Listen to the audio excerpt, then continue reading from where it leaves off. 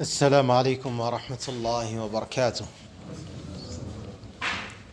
بسم الله، الحمد لله، والصلاة والسلام الأتمان الأكملان على خير خلق الله نبينا محمد وعلى آله وصحبه ومن والاه. عباد الله، ishimwe ikuzo bikwiriye Allah subhanahu wa ta'ala, amahoro n'imigisha n'ibisakari kuwasozereje n'abahanuzi nabiyina Muhammadin sallallahu alayhi wa sallama, nabiwe n'abasangira ngendo be n'abamukurikiye n'abazakomeza kumukurikira kuzageza ku munsi w'imperuka. Tusaba Allah subhanahu wa ta'ala ko twese yadushyira muri abo ngabo, Allahumma amin. Ibadallah, bagaragu ba Allah subhanahu wa ta'ala, dukomeje kurebera hamwe amasomo aboneka mu gitabo Al-Kabair, ibyaha bikuru, igitabo cya Sheikh Abu Abdillah Shamsuddin Abu Abdillah Muhammad ibn Ahmad ibn Uthman ibn Qaymaz al-Dhahabi rahimahullahu ta'ala. Allah subhanahu wa ta'ala mugirire impuhwe. Bagaragu ba Allah subhanahu wa ta'ala, nkuko twabyibukiranyije inshuro zirenze imwe z'impamvu nyamukuru ituma twiga cyangwa se twibukiranya ibigendanye n'iri somo ry'ibyaha bikuru. Twavuze yuko nta yindi mpamvu ari ukugira ngo tubashe kubimenya, atari ugukunda ibibi, ahubwo ari ukugira ngo tubashe kubimenya ndetse bibe n'impamvu yuko tubyirinda, kuko ntabwo umuntu ashobora kwirinda ikintu atazi. Intambwe ya mbere kugira ngo umuntu yirinde ikintu nuko agomba kubanza kukimenya. Iyo utazi ikintu n'ububi bwacyo ntushobora kubasha kukirinda. Twarebeye hamwe ibyaha bikuru bigiye bitandukanye muri kino gitabo Al-Kabair, tugarukira ku cyaha gikuru umwanditsi rahimahullahu ta'ala yise Al-Kabiratul Hadiya wal 20, icyaha gikuru cya 21. Al-Kabiratul Hadiya wal 20, qadhful muhsanat, kubeshyera umugore wiyubashye w'umuziranenge, umubeshyera ko ari umusambanyi cyangwa se yakoze ubusambanyi. Iki ni kimwe mu byaha bagaragu ba Allah subhanahu wa ta'ala gikuru, ndetse Allah subhanahu wa ta'ala tuziririje kuba twarangwa nacyo. Ariko mal asaf, ikibabaje nuko abantu bacyoroheje ku ndimi zabo, kugeza ubwo uganira n'umuntu mu biganiro bisanzwe akakubwira ko runaka ari umusambanyi-kazi kandi atarigeze amufata asambana, ari ukuba rimwe na rimwe gusa yarabonye cyangwa se yarabyumvishe ku wundi muntu abivuga, nawe akaza akavuga ati runaka yarasambanye, byaba ku mugabo. Ikindi nuko iki cyaha kingana ku mugabo no ku mugore. Kuba wabeshyera umuntu ubusambanyi, ukaba wakicara mu cyicaro ukavuga uti runaka yarasambanye, nta gihamya ufite kigaragaza ko yasambanye, nk'uko turi buze kubibona amategeko y'idini ry'Ubuislamu bigena kugira ngo umuntu yemeze ko umuntu yasambanye koko. Iki ni kimwe mu byaha bikuru bagaragu ba Allah subhanahu wa ta'ala dukwiriye kwirinda, dukwiriye no gukura ku ndimi zacu. Yaqulu Allahu jalla wa ala, Allah subhanahu wa ta'ala muri ayati An-Nur, aya muri surati An-Nur, aya 23 na aya 24, Allah aragira ati innal ladhina yarmuna al-muhsanati al-ghafilati al-mu'minati lu'inu fi ad-dunya wal-akhirati wa lahum 'adhabun 'adhim.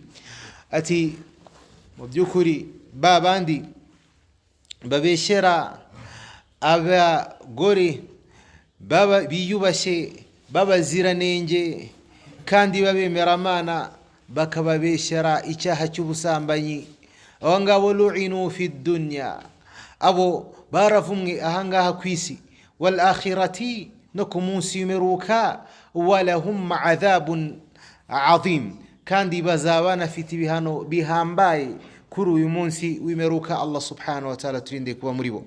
Qala jalla wa ala, Allah subhanahu wa ta'ala arakomeza agira ati yawma tashhadu alayhim alsinatuhum wa aydihim wa arjuluhum bima kanu ya'malun. Ati ni ku munsi, umunsi w'imperuka, yawma tashhadu alayhim, umunsi indimi zabo zizababera abahamya,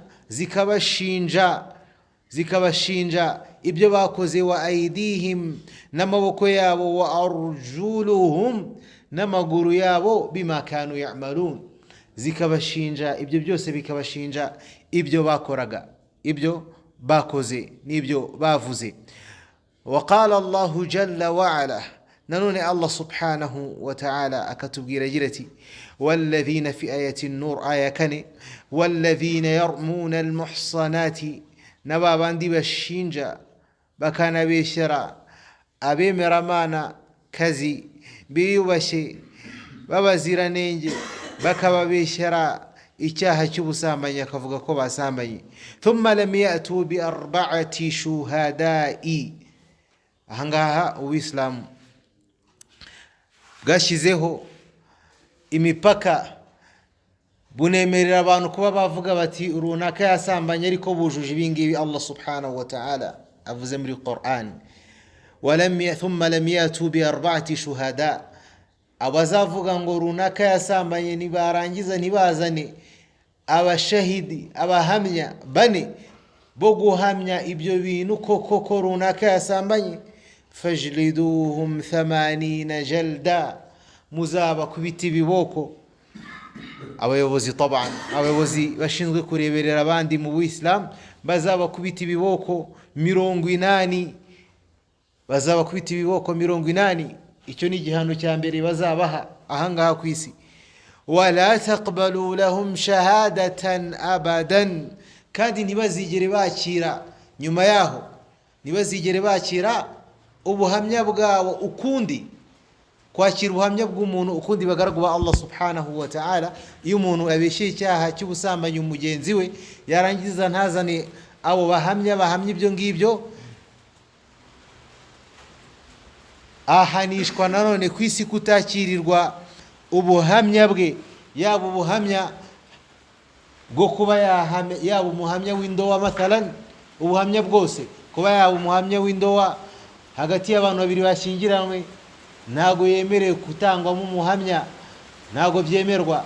Cyangwa se kuba yaba umuhamya avuga yuko yabonye ukwezi kwa Ramadan kugira ngo abantu babashe kuba bafunga. Muzi yuko intumwa y'Imana yatubwiye ati sumu li ru'yatihi, mufunge mwabonye ukwezi, munafungure mwakubonye.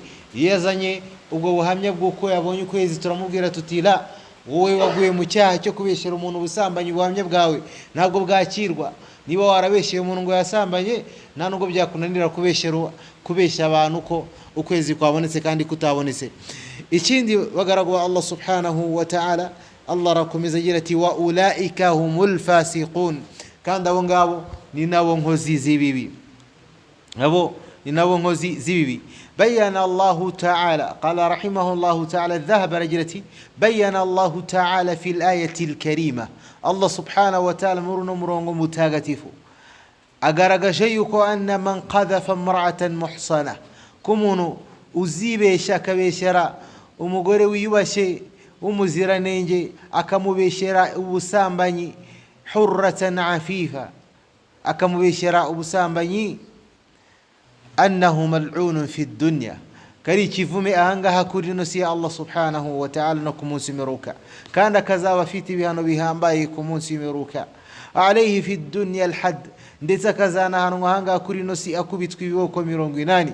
watasqutu shahadatuhu wa in kana adla, kabone nubwo yaba ari inyangamugayo aho ngaho mbere yaho, ubunyangamugayo bwe ako kanya buhita burangira, kabone nubwo akicuza kwa Allah subhanahu wa ta'ala, ubunyangamugayo ntabwo bwongera kumugarukaho. Ibyo biba biri hagati ye na Allah subhanahu wa ta'ala, ariko hagati ye n'abagaragu ba Allah subhanahu wa ta'ala ubunyangamugayo buba butakaye. Bityo rero bagaragu ba Allah subhanahu wa ta'ala, ntabwo iki cyaha cyangwa se amagambo twivugira buri munsi tubona yoroshye ari ibintu byoroshye mu dini ry'Ubuislamu, ko umuntu yavuga ngo runaka n'umusambanyi mu cyicaro runaka, cyangwa se abibwira abandi runaka adafite ibi bihamya bigaragaza yuko koko yasambanye nk'uko idini ry'Ubuislamu ribitegeka. Agomba kuzana abashahidi bane, qala al-ulama, amin, baravuga bati abashahidi bane bagomba kuza guhamya yuko uyu muntu koko yasambanye, atari ukuvuga ngo yasambanye gusa, ahubwo nabo babibonye nyakubibona. Abahamya bane buri wese akaza avuga yuko yabonye igikorwa nyirizina kiri gukorwa. Ntihagire uvuga, iyo harimo umwe muri abo bane akanyuranya no guhamya ibyo bintu akavuga ati njyewe naje nsanga bamaze kwambara imyenda, ariko ikigaragara bambaye imyenda kubera ko bari bamaze gukora buriya busambanyi, ubuhamya bwabo bwose bugirwa zeru, hanyuma bose bagakubitwa ibiboko 80 byo kubeshyera umuntu ubusambanyi nubwo baba babibonye, igihe umwe wenyine anyuranyije n'ibyo ngibyo. Nanone ukibaza uti ese ko muri kino gihe bigoye, cyangwa se ko bigoye ko abashahidi bane bose babona icyo gikorwa kirimo kirakorwa nyirizina, ese ntabwo umuntu ashobora gutega umuntu kamera, cyangwa se umuntu akaba yabikorera ahantu hari kamera, umuntu akazana iyo video igaragaza yuko umuntu yasambanye, ikaba yarebwa n'umucamanza wa Kiislamu, hanyuma bikemezwa yuko uyu muntu yasambanye. Abamenyi baravuga bati la, izi video cyangwa se izi kamera zinjiramo guhimbira abantu. Umuntu ashobora kubifata editing, agafata umutwe wa runaka akawushyira ku wa runaka, yarangiza akavuga ngo nibo basambanye kandi atari bo basambanye. Icyo gihe rero Uislamu nabyo biyigira zeru. La, iyi video ntago Uislamu wiyemera ko yinjiramo ibigendanye no kubeshyerana byo kuba abantu bashobora kugira ubuhanga bwo kuba bahinduranya amasura. Bityo rero bagaragwa Allah subhanahu wa ta'ala birakomeye. Ibi byose Allah subhanahu wa ta'ala yabizanye kugira rindi ndimi zacu, kuba twavuga icyaha cy'ubusambanyi no kugishinja bagenzi bacu, kuko gushinja umuntu icyaha cy'ubusambanyi si ikintu cyoroshye bagaragwa Allah subhanahu wa ta'ala. Gushinja umuntu icyaha cy'ubusambanyi ntabwo ari ikintu cyoroshye nkuko twebwe tubyoroshya, kuko uriya muntu ushinjije icyaha cy'ubusambanyi, niba ari umugabo, n'umugabo wa runaka, hari igihe ashobora gusenya urugo kubera iyo mpamvu, kubera ko umushinjije icyaha cy'ubusambanyi kandi umubeshyera. Hari ubwo umugore ashobora kubyumva akavuga ati sinzabana n'umugabo w'umusambanyi. Hari ubwo uriya muntu ushinjije icyaha cy'ubusambanyi ari umugore wa runaka, agahita amuha itaraka na gatanya, bagatandukana kubera ikinyoma uzanye udafitiye ubuhamya, bikaba byaye impamvu yuko asenya urugo. Hari ubwo uriya muntu uri kuvuga afite abana, bikaba byatuma acana umubano n'urubyaro rwe, kubera ko bumvishe yuko umubyeyi wabo ari umusambanyi, yiyandarika, bigaca umubano hagati y'abantu, y'umwana n'umubyeyi, kubera ijambo uvuze ubona yuko ryoroshye. Niyo mpamvu Allah subhanahu wa ta'ala yabishyizemo uburemere, aranabikomeza cyane kugira ngo abantu ntitukabimenyereze indimi zacu. Nta nubwo rero byari bikwiye ko umuntu yicara akavuga ngo runaka n'umusambanyi, keretse igihe afite aba bahamya bane, ku buryo ushobora no kubimusubirishamo akakuzanira n'abantu bane babibonye biri gukorwa. Ariko mu gihe atabafite ntiyemerewe no kubitungutsa ku rurimi rwe. Qala rahimahullahu ta'ala wa fi sahihayn anna Rasulullah sallallahu alayhi wa sallam qala, nanone mu bitabo bya Bukhari na Muslim, Imana Muhammad sallallahu alayhi wa sallam muri hadithi igenda igaruka kenshi muri iki gitabo, Imana aravuze iti ijtanibu sab'a al-mubiqat, nimwirinde ibyaha birindwi bikuru ndetse byoreka. Fadhakara minha qadhfu al-muhsanati, Allah intumwa y'Imana ivugamo no kuba umuntu yabeshyera umugore w'umunyacyubahiro wiyubashye ndetse w'umuziranenge akamubeshyera ubusambanyi. Qala rahimahullahu ta'ala wal qadhfu, kubeshyera bivugwa ahangaha umwanditsi aravuga ati ni nko kuba umuntu yavuga ati ay yaqula limra'atin ajnabiyyatin hurra afifa muslima, ko umuntu yavuga umugore wiyubashye badafite icyo bapfana, yarangiza akaba yavuga ati w'umuyisilamu kandi kaza akamubwira akavuga ati ni umusambanyi, au baghiya au qahba, n'andi magambo yose ashobora kugaragaza yuko uyu mugore yiyandarika. Au yaqulu li zawjiha ya zawjul qahba, kabone nubwo atabivuga nyirizina bivuze ku mugore, akaba yabivuga ku mugabo runaka we, akavuga ati wa mugabo we w'indaya, wa mugabo ufite umugore w'indaya, cyangwa se wa mugabo we wa runaka w'umusambanyikazi. Au yaqula liwaladiha, cyangwa se akaba yabwira umwana we ati ya waladu zaniya, wa mwana we w'umusambanyikazi, ya waladu zaniya, wa mwana we w'umusambanyikazi, cyangwa se wa mwana we wavutse ku musambanyikazi we. Au yaqula li bintiha ya binti zaniya au ya binti al-qahba, yaba uyu mwana ari kubwira ngo n'umwana w'umusambanyikazi ari umuhungu cyangwa se ari umukobwa. فإذا قال ذلك أحد من رجل أو امرأة يؤمن أفزير جام وكريب غير مغabo cyangwa se umugore agaragaza yuko ari umusambanyi, icyo gihe wajaba alayhi alhadd 80 jalda, bibari itegeko ku mucamanza w'umuislamu kamukubita ibiboko 80 byo kumuhana kubera iryo jambo igihe adafite ibimenyetso twagaragaje hejuru, yadafite ibimenyetso twagaragaje hejuru.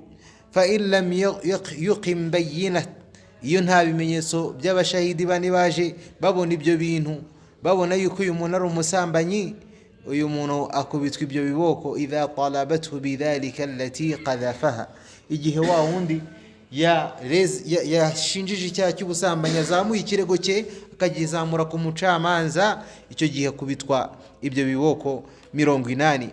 وكذلك إذا قذف مملوكه أو جاريته بأن قال لمملوكه يا زاني أو لجاريته يا زانية أو يا باغية أو يا قحبة. ni nguko uwo ari wese yabivugaho, kabone nubwo yabivuga ku muntu w'umuja cyangwa se umujakazi we akabimuvugaho, icyo gihe ikihano ni kimwe. Qala rahimahullahu ta'ala lima thabata fi as-sahihayn 'an rasulillahi sallallahu alayhi wa sallam annahu qala, intumwa y'Imana Muhammad sallallahu alayhi wa sallam mu gitabo cya Bukhari na Muslim yaravuze iti man qadhafa mamlukahu bizina, uzavuga ku mujawe cyangwa se umucakara we yasambanye, uqima alayhi alhadd yawm alqiyamah, uyu nguyu azabihanirwa ku munsi w'imperuka, illa an yakuna kama qala, keretse nibiba bimeze nkuko yabivuze. Wa kathirun min aljuhali waqi'una fi hadha alkalami alfahishi, kandi benshi bagaragwa Allah subhanahu wa ta'ala munjiji mu bantu badafite ubumenyi badasobanukiwe bagwa muri kino cyaha, alladhi alayhim fihi al'uquba fi ad-dunya wal akhirah, gifite ibihano hano kwisi no ku munsi meruka. Umwanditsi yise abantu bagwa muri iki cyaha karinjiji kuko bitari bikwiriye ko umuntu usobanukiwe yagwa muri kino cyaha kandi azi ibihano byacyo hanga kwisi no ku munsi meruka.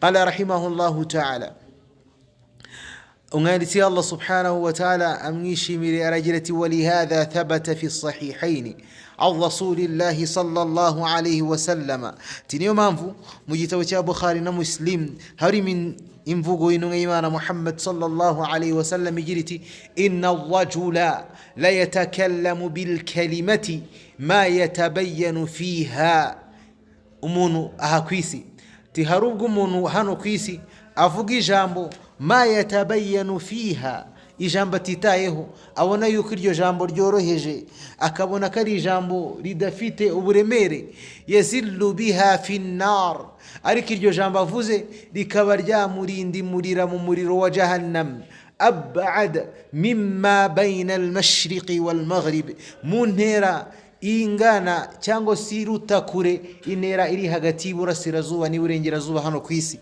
Ese intera iri hagati y'Iburasirazuba n'Iburengerazuba ni intera inganite, ni intera ndende cyane bagaragwa Allah subhanahu wa ta'ala.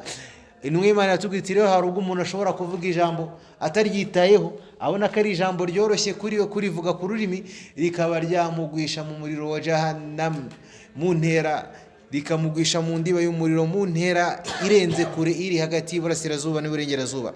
Faqala lahu Mu'adh ibn Jabal ya Rasulallah, umwe mu basangera ingendo b'intumwa y'Imana Muhammad sallallahu alaihi wasallam warura aho ngaho ariwe Mu'adh ibn Jabal, abaza intumwa y'Imana ati yewe ntumwa y'Imana, wa inna la mu'akhidhuna bima natakallamu bihi, ese ya Rasulallah, ese tuzabazwa, ese koko tuzabazwa ibyo tuvuga, ibyo tuvuga twivugira tuzabiryozwa na Allah subhanahu wa ta'ala. Faqala salawatullahi wa salamu alayhi bi abi wa ummi, nunga Imana Muhammad sallallahu alayhi wa sallam iramubwira iti thakilatka ummuka ya Mu'adh, ati uragatsindwa yewe Mu'adh, wa hal يكب الناس في النار على وجوههم إلا حصائد ألسنتهم, ese utekereza ko hari ikindi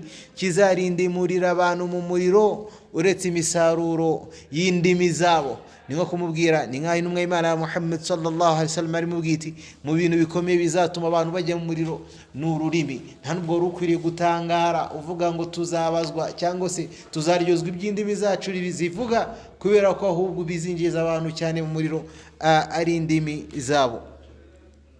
Qala rahimahullahu ta'ala, bagaragu ba Allah subhanahu wa ta'ala Adh-Dhahabi arakomeza agira ati wa fil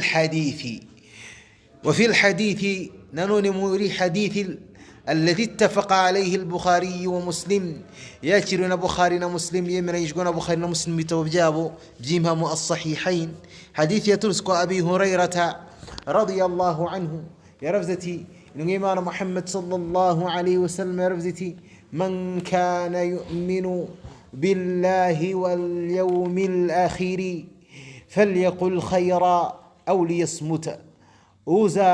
أوتيني الله سبحانه وتعالى أوزيكتني الله سبحانه وتعالى من كان يؤمن بالله أوزيك يمرى الله سبحانه وتعالى أكان يمرى نانوني أمونسي ويمروكا بينش مبيشا هنغا نوتر هنغا وإسلام تكيمرى الله سبحانه وتعالى تكوامزي كيمرى الله سبحانه وتعالى تنمرى أمونسي ويمروكا كوكو كوزاوا هوري نكوري إنو إيمان راكوغي تيني بيبيو بيوسو بيمرى فليقل خيرا أو ليصمت. ujuvuga ibyiza nibikunanira nimba wumva udashoboye kuba wavuga ibyiza falyasmut, ujuceceka ntukavuge wicecekere, kubera yuko bagaragu ba Allah subhanahu wa ta'ala benshi mu bantu bazize indimi zabo bazize kuvuga, ariko nta muntu tuzi wazize guceceka.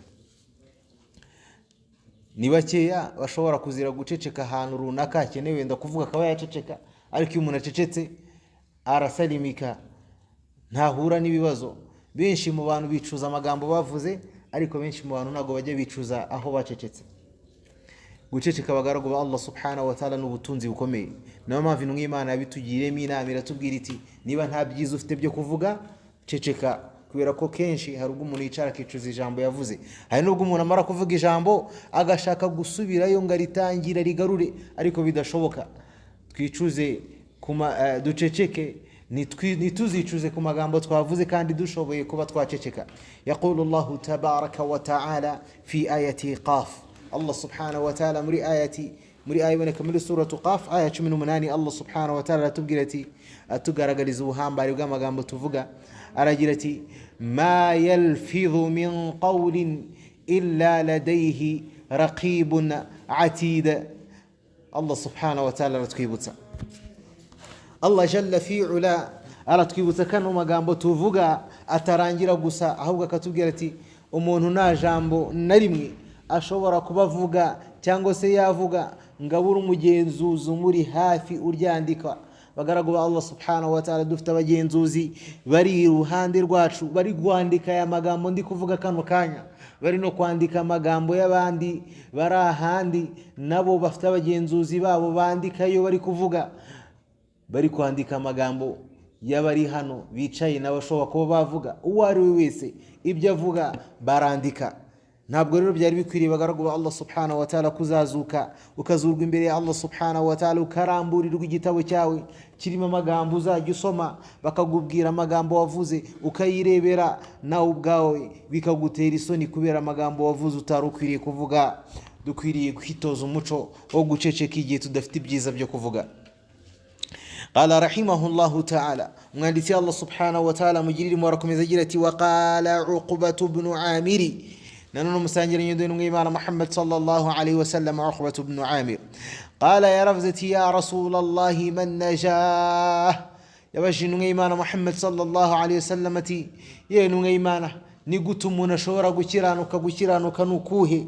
Qala n'Imana Muhammad sallallahu alayhi wa sallam iramusubiza iti amsika alayka lisanaka, ati uzarinda ururimi rwawe. Niba ushaka gukiranuka jya uvuga make, urinda ururimi rwawe kuvuga ibidakwiriye. waliyasa'aka baytuka, kandi inzu yawe uko ingana kose izagukwire, izaguhe, uzabeho, uzishimira kubayeho n'inzu ubayeho kabone nubwo yaba itari nini cyane.